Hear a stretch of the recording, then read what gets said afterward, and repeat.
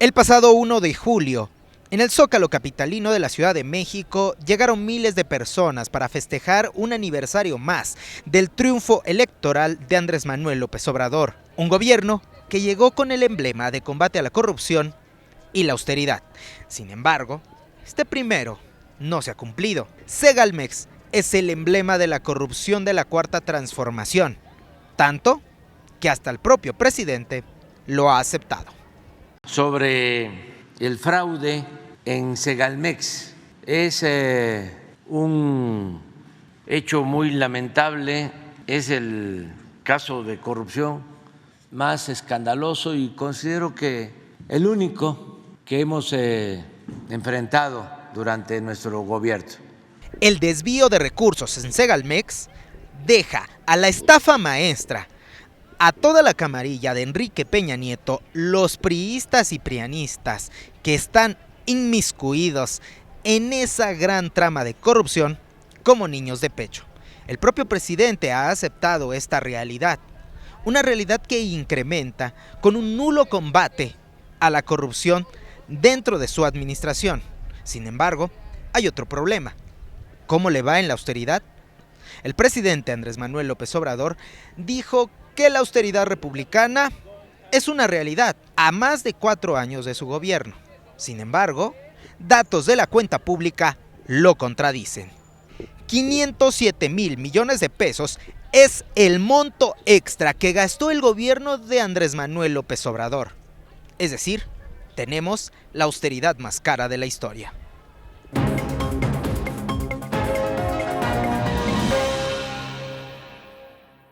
A diferencia de antes, ahora no hay privilegios fiscales para las grandes corporaciones económicas y financieras que no pagaban impuestos. Ahora se combate el huachicol, no se entrega dinero a manos llenas a líderes de organizaciones sociales o de la llamada sociedad civil.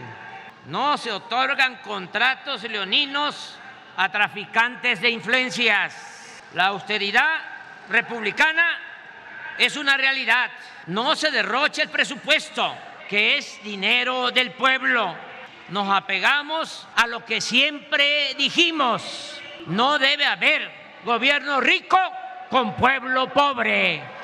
La política de austeridad republicana que el presidente Andrés Manuel López Obrador marcó como símbolo de su gobierno no existe. Con datos de la cuenta pública 2022, Mexicanos contra la Corrupción y la Impunidad reveló a través de una investigación que el gasto del gobierno morenista se excedió en 507,595 millones de pesos. Comparado con el presupuesto de egresos de la Federación 2022, el gasto excedido representó un 7.2% más de lo aprobado por el Poder Legislativo. Con esto, el gobierno que encabeza López Obrador se convirtió en el que más ha excedido su gasto público.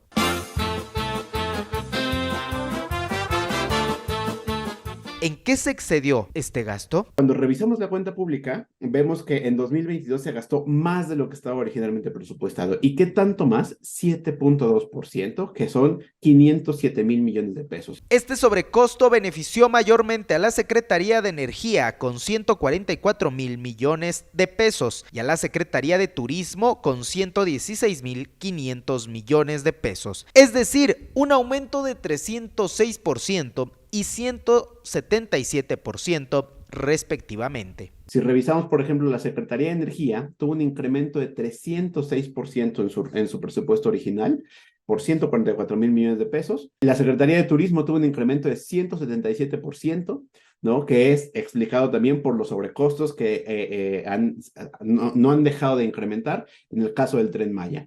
En contraparte, las dependencias más afectadas fueron la Secretaría de Salud con una reducción de 11,300 millones de pesos y la Secretaría de Seguridad Ciudadana con 35,800 millones de pesos menos. El aumento millonario de recursos a la CENER y la CETUR no fueron destinados para mejorar la calidad de vida de las y los mexicanos. De acuerdo con la cuenta pública 2022, el dinero extraído asignado para ambas dependencias fue desviado para la construcción de las obras insignias de la Cuarta Transformación, la refinería de Dos Bocas y el Tren Maya.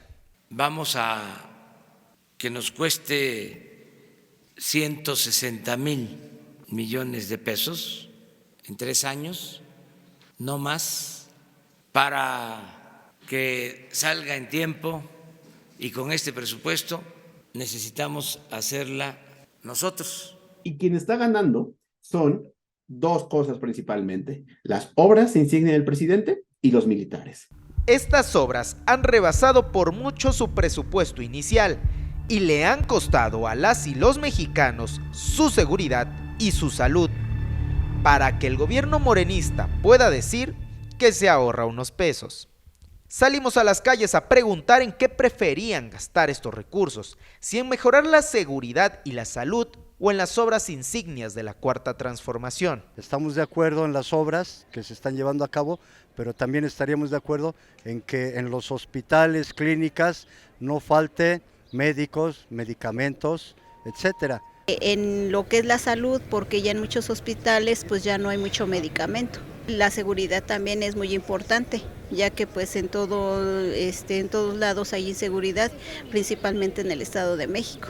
El sector salud es el más afectado por la austeridad, pues ante la falta de insumos, los pacientes sufren de una mala atención y calidad en el servicio. La Secretaría de Salud tuvo un recorte de 6% con respecto a lo que le habían aprobado los diputados. Entonces, hay que ser muy claros en esto. No se cumplió ni siquiera lo que mandataba el presupuesto de egresos de la Federación. Se le quitaron 6% de recursos, 11,000 millones de pesos, al mismo tiempo que teníamos esta gran bolsa de 500,000 millones de pesos de gasto adicional. Entonces, en medio de esta bonanza, hay una decisión deliberada de quitarle recursos al sector salud. ¿Qué te doy? Lo que tengo disponible. Y ya no tengo nada más y nadie me puede exigir que te dé más. La consecuencia de esto lo vemos en las calles. Gobierno nada más y vete que tenemos todo.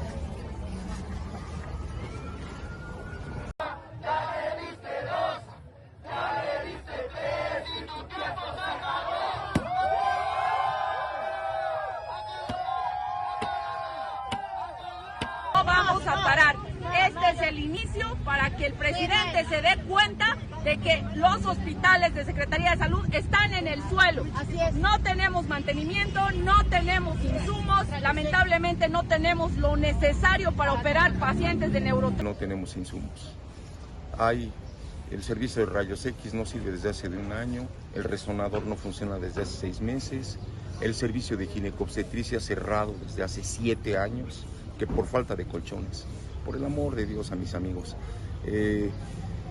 nos dejaron con una mano atrás y otra adelante. La esperanza de vida de las y los mexicanos se reduce al priorizar sus obras antes que la salud y la seguridad de la población. Perdón, nadie debe de ahorrar en salud. O sea, que yo tenga la población enferma y me guarde el dinero en la bolsa no es un logro. Eso significa que no estoy pensando en los pacientes. El actual gobierno pretende esconder esta situación y desvía la atención culpando a dependencias como el Instituto Nacional de Transparencia, Acceso a la Información y Protección de Datos Personales, al señalar que el costo de este organismo es muy alto e ineficiente. Sin embargo, solo representó un 0.2% del total del gasto excedente del año pasado. Desde que se creó, no han ayudado en nada a combatir la corrupción. Al contrario, sirvieron para legitimar robos y ocultar información.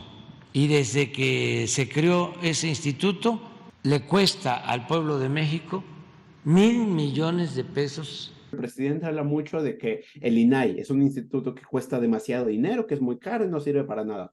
El presupuesto del INAI es de poco más de 1,000 millones de pesos. Aquí estamos hablando de 500 veces el presupuesto del INAI, ¿no? Entonces, esta cantidad de dinero adicional a lo presupuestado equivale a gastarse el presupuesto del INAI cada 20 horas, ¿no? Entonces, digamos que cada 20 horas el gobierno del presidente López Obrador tuvo el presupuesto completo del INAI para gastar de manera adicional a lo presupuestado, y yo creo que el principal tema es para llevarlo a donde él quisiera. Con ello, observamos cómo las decisiones de este gobierno no profesan la austeridad que han querido proclamar desde el inicio de su administración.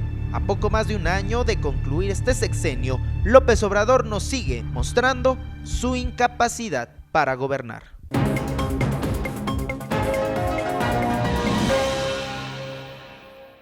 Acabamos de ver un reportaje en el cual observamos y analizamos cómo se está gastando nuestro dinero, puntualmente cómo se gastó en el año 2022 con base en la evaluación de la cuenta pública.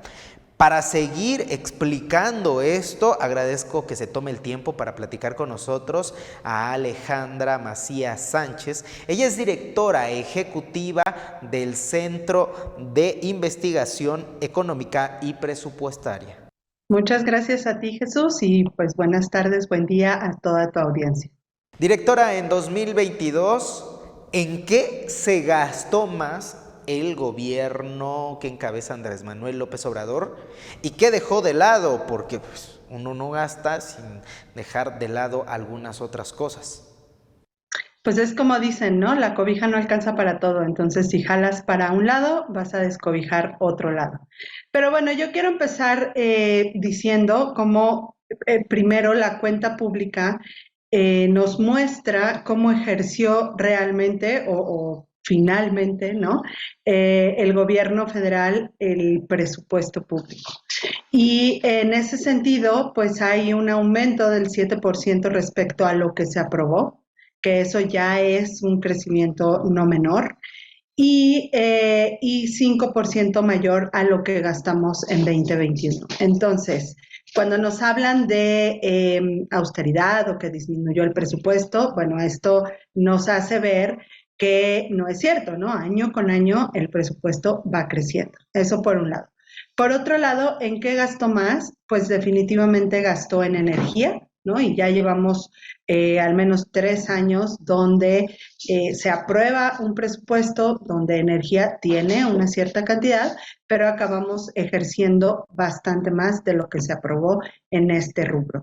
Eso y también algunas obras, ¿no? Los proyectos prioritarios de esta administración que también tienen sobre ejercicios bastante importantes. Vamos a hablar que el sector energía incluso tiene sobre ejercicios del 300%, cuando, por ejemplo, turismo, que tiene el Tren Maya, tiene sobre ejercicios de arriba del 170%. Eso por el lado de en qué gastó más. Quisiera que analizáramos esta parte donde se gastó más. ¿El gobierno se volcó hacia las obras prioritarias del presidente Andrés Manuel López Obrador o hay otros aspectos en los que se incrementó el gasto? No, sí hay, ¿no? Y cuando hablamos del sector energético es obviamente Pemex, CFE, la Secretaría de Energía, entonces todo ese sector es el que se lleva más presupuesto en términos de sobreejercicio. ¿Qué quiero decir? De lo que se aprueba, gastan mucho más, ¿no? No es el sector que tiene más presupuesto, aunque sí lo es uno de ellos, pero el punto es que en el presupuesto tenemos sectores que no podemos mover mucho, que llamamos gastos ineludibles o comprometidos. El primer gasto más grande y es ineludible son las aportaciones y participaciones que van a las entidades federativas, que son arriba de 2 billones de pesos, ¿no?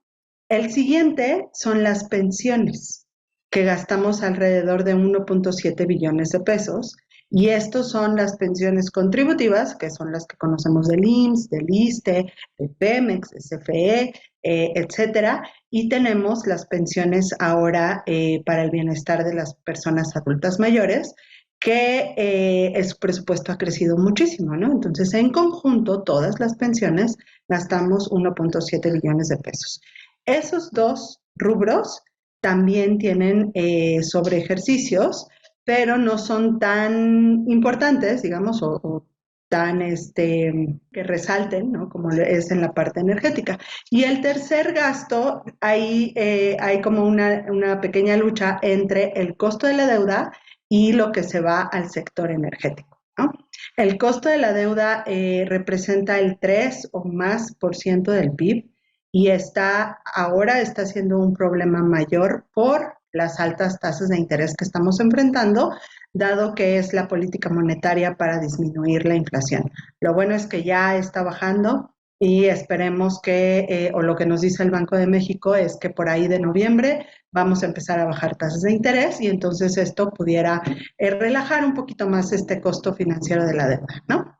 Entonces, también el costo de la deuda y la parte de energía son gastos ineludibles, no los podemos dejar de hacer y son inerciales. Cada año van a ser mayores. Lo que llama la atención en Cuenta Pública 2022 son estos sobreejercicios tan grandes del 300, del 100%, que quiere decir, uno, que la planeación no funcionó, ¿no? La programación del presupuesto tampoco, y cuando vas dando seguimiento al gasto mes con mes, la verdad es que se puede ver que ya van a sobreejercer, ¿no? Estas, ya sean secretarías o empresas productivas del Estado, van a sobreejercer y desde mi punto de vista y del CIEP, creemos que pues, son banderas rojas que ya deberían de estar revisando tanto el Poder Legislativo como la Auditoría Superior de la Federación, que bueno, es parte de diputados,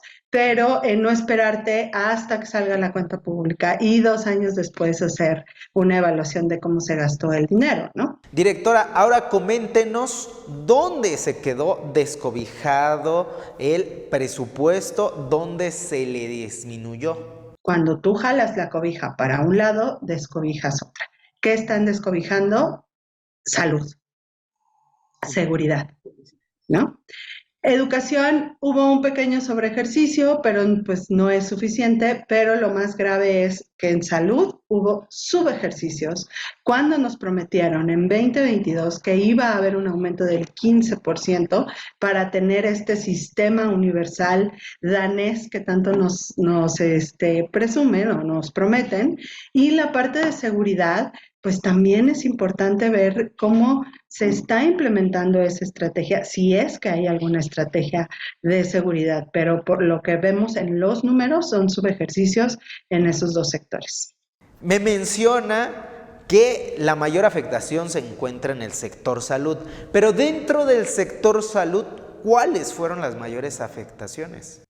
Mira, el problema es que el sector salud ha estado subfinanciado desde hace varios años, ¿no? No es una novedad. Nosotros desde CIEP llevamos diciendo el presupuesto de salud es de menos del 3% del PIB, la sugerencia de la Organización Mundial de la Salud es del 6% del PIB.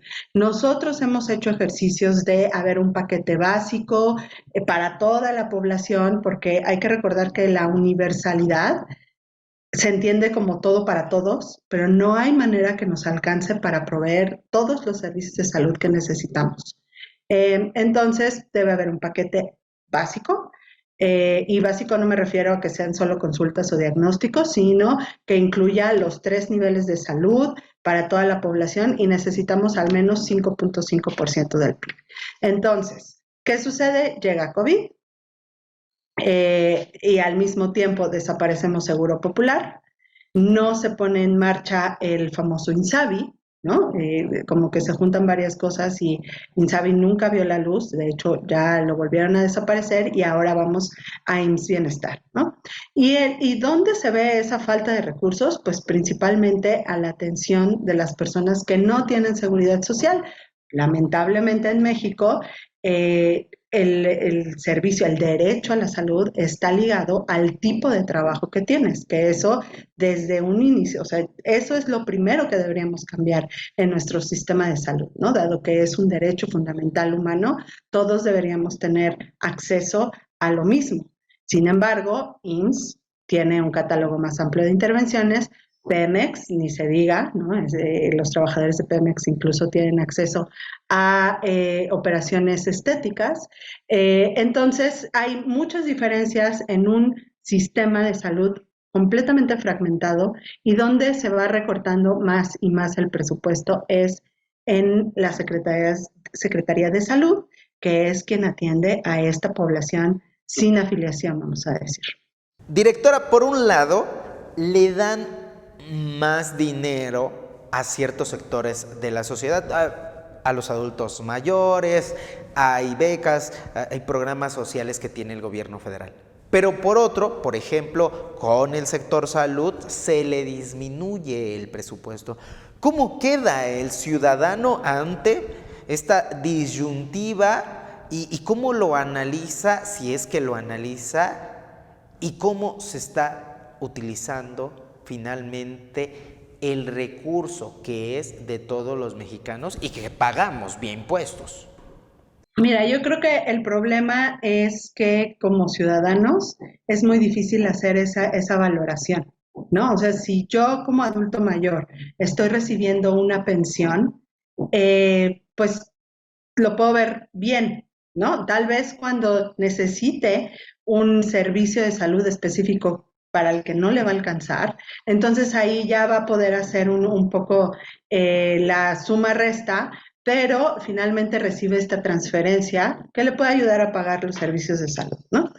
Sin embargo, pues no es lo ideal. O sea, lo ideal es que exista un sistema de salud que sí nos cubra a todos de manera efectiva. Y también lo ideal es que exista un sistema de pensiones con cobertura para todos, ¿no? Y deja eso. Ahorita podemos decir, bueno, ya hay cobertura para todos porque los que no tengan una pensión del IMSS-ISSSTE pueden tener la transferencia de la pensión para el bienestar. Pues sí, pero el promedio de una pensión del IMSS o una pensión del IMSS, por ejemplo, que es más o menos el promedio, pues son como 120,000 pesos al año. Cuando tú haces la suma de la pensión para el bienestar, pues llegas a 30,000 pesos, ¿no? 35, si con el aumento que va a haber el próximo año. Entonces, ahí hay una desigualdad súper fuerte que no estamos atendiendo, que necesitamos ver cómo hacer igualitario los derechos, tanto de una pensión como de salud, como de educación, en la población actual y con las siguientes generaciones, porque el punto es que nosotros estamos pagando mucho en pensiones y la siguiente generación no va a tener esas pensiones que tuvieron nuestros abuelos, sino tenemos que ahorrar por nuestras pensiones propias. Entonces, pagas por un lado y además tienes que ahorrar. Y el salario no nos alcanza. Por más que haya habido aumentos importantes en esta administración, los salarios siguen siendo bajos, con una pandemia que hizo que muchas personas cayeran en pobreza, que tenemos inflación, precios de alimentos súper altos. Entonces hay muchas situaciones que probablemente en este momento, con una transferencia por los programas sociales, lo puedes solventar, pero en mediano y largo plazo puede haber problemas más importantes para nosotros y para nuestros hijos y nuestros nietos. Me menciona algo muy importante: garantizar los derechos. Y lo voy a enlazar con algo que mencionaba hace un momento, que es la cuenta pública nos debe de servir para saber en qué estamos gastando mal. Entonces, juntando estos dos aspectos, ¿cómo debe de ser el presupuesto de egresos de la Federación que se comienza a analizar rumbo a 2024? Sí, en realidad son muchos, pero también es complicado, ¿no? Por el proceso o el calendario presupuestario no da tiempo para poder hacer estos cambios de un año a otro y por eso el presupuesto es tan inercial, ¿no?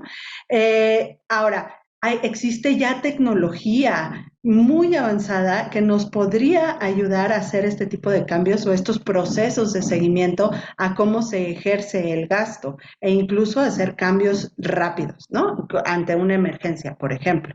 Están destinados a tal cosa y no se pueden mover, y cómo le damos seguimiento y cómo aseguramos que sí se gaste bien. Bueno, pues implementa tecnología, ya digo, la inteligencia artificial, el machine learning, el blockchain, o sea, hay tanta tecnología que deberíamos estar implementando en un país como el nuestro, que es grande, que es avanzado, que somos de renta media y que sí somos muy desiguales, pero también tenemos avances importantes. No tendríamos por qué estar con este tipo de problemas, ¿no? Ese es uno. ¿Qué cambios? Presupuesto de salud. Iniciando con eso, ¿no? Eficiencias en el gasto educativo. Entonces, tenemos que encontrar espacios donde mejorar el ejercicio del gasto y también hablar de hacer reformas más grandes como pensiones, como tú decías, Pemex, ¿no? Podemos dejar de gastar en Pemex, deberíamos dejar de gastar en Pemex porque no es rentable. O sea, es una empresa que está en números rojos. ¿Qué pasa con todo el dinero público que se le asigna a Pemex y que además, acuérdate que en esta administración se redujo el DUC, que es el tipo como de derechos de impuesto que pagan al gobierno federal, y entonces se lo redujeron y de todos modos, como pues, ¿dónde están los resultados, ¿no? Y también tenemos ineficiencias como los estímulos a la gasolina, todo lo que nos gastamos el año pasado, pudo haber ayudado muy bien a construir un buen sistema de salud, ¿no? Pero no, o sea, parece que no es prioridad. Entonces, de inicio yo te diría eso. O sea, si quiero ver un cambio en el presupuesto, sería más financiamiento al sector salud, para empezar. Una preguntita más, directora. Se acerca un proceso electoral en el marco del análisis de este presupuesto de egresos de la Federación. ¿Qué se espera con esta forma de gobernar? No digo en especial de la autoproclamada Cuarta Transformación, sino gobiernos van, gobiernos vienen, y parece que se sigue gastando de la misma manera. El riesgo de insostenibilidad es importante, ¿no? Y es un poco difícil hablar de que el sistema fiscal sea insostenible pronto, porque tenemos indicadores de deuda buenos, ¿no? Nos hablan de variables macroeconómicas estables, es muy cierto, pero si tenemos que entre pensiones y costo de la deuda nos estamos gastando más de lo que recaudamos por ISR, ese indicador de deuda puede estar en riesgo muy pronto, ¿no?